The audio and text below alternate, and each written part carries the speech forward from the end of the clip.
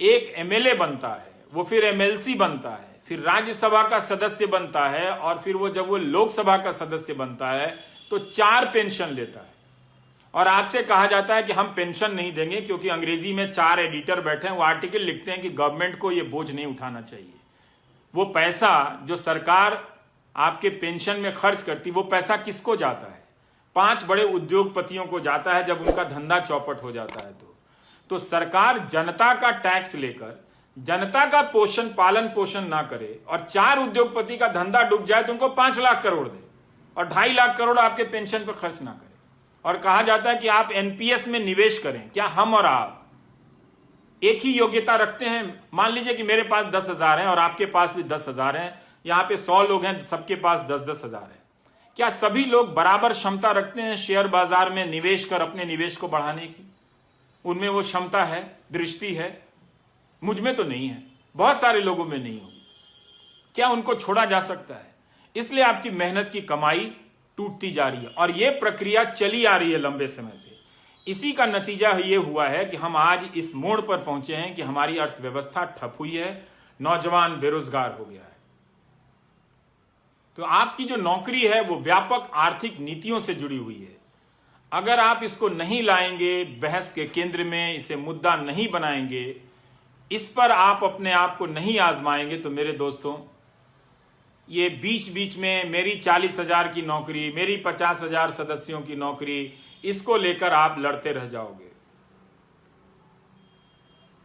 कोई फायदा नहीं होगा। 17 सितंबर को आपने इतना बड़ा आंदोलन किया, कोई फायदा नहीं हुआ।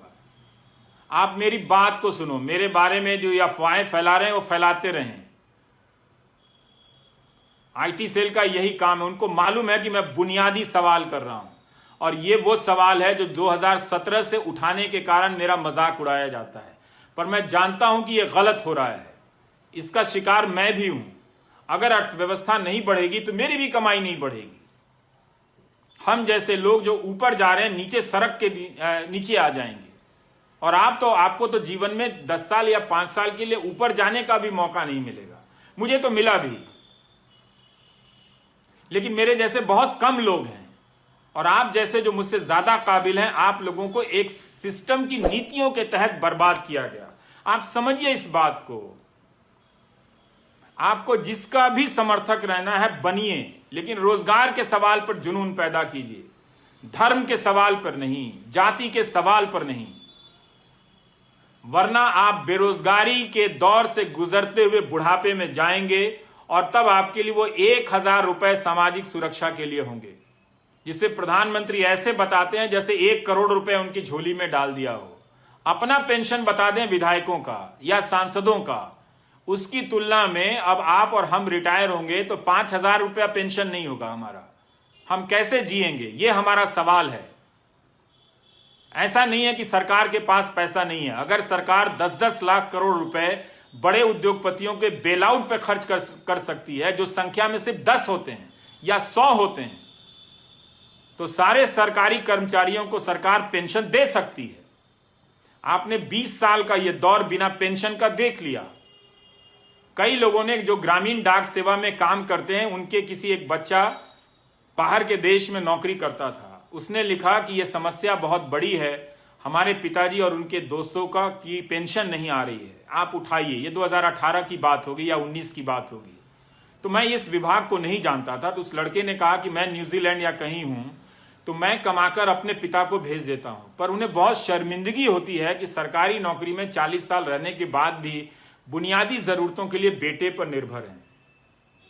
अच्छी बात है कि उनका बेटा भेज देता है, पर बहुतों के घर में ऐसी परिस्थितियां नहीं होंगी। उन्होंने बताया कि उनके पिता के कई दोस्त गरीबी में मर गए, इलाज की कमी के कारण मर गए। ये कब तक आप गोदी मीडिया का न्यूज चैनल और आईटी सेल देख देख कर ये तमाशा करेंगे? कब तक होने देंगे? इससे आपको क्या मिला? ये आपको समझने की जरूरत है। इसीलिए मुझे लगा कि मुझे नौकरी पर चर्चा करनी चाहिए। आप देख रहे हैं कर्मचारियों और सरकारी योजनाओं से जुड़ी खबरों का आपका अपना चैनल एम्प्लॉय खबर।